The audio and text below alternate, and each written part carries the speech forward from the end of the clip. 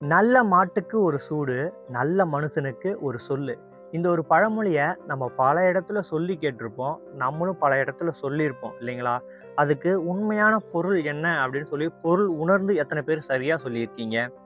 இந்த ஒரு வீடியோ பார்த்து தெரிஞ்சுக்கோங்க.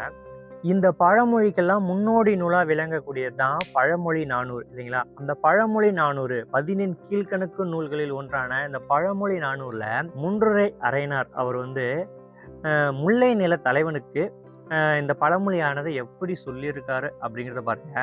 ஆனா முல்லை நில தலைவனுக்கு மட்டும் இந்த ஒரு பழமொழியானது பொருந்தாது. எல்லா நில தலைவனுக்கும் இந்த ஒரு பழமொழி பொருந்தும் அப்படிங்கிறத பாடல் முடிவில் நீங்களே தெரிஞ்சுப்பீங்க. நிறை தொடி தாங்கிய நீள்தோள் மார்கேயம் உரையொழியாவாகும் உயர்ந்தோர் கண் குற்றம் மறையா கன்றுற்றும் மலைநாட மாயா நரையான் புறத்திட்ட சூடு. நிறை தொடி அப்படின்னா என்ன வச்சுங்களேன், நிறை தொடினா வளையல்.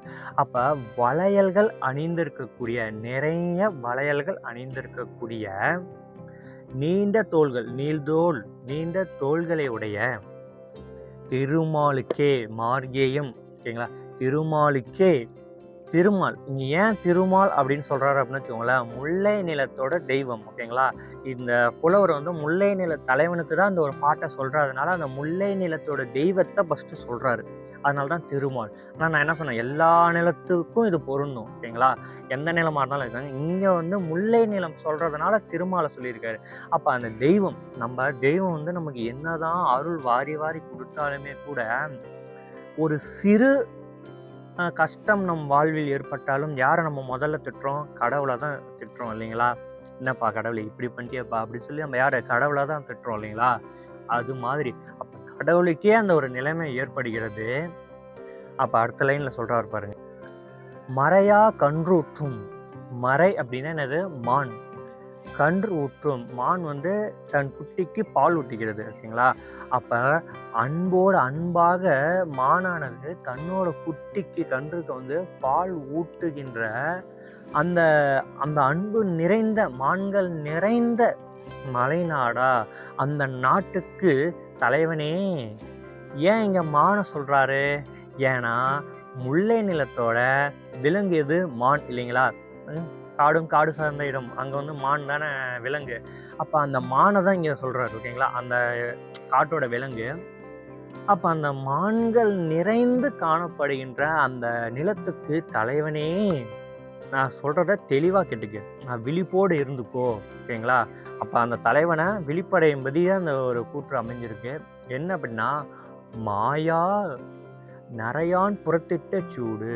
மாயா நரையான் புறத்திட்ட சூடு. நரை அப்படின்னா என்னது? வெண்மை ஓகேங்களா.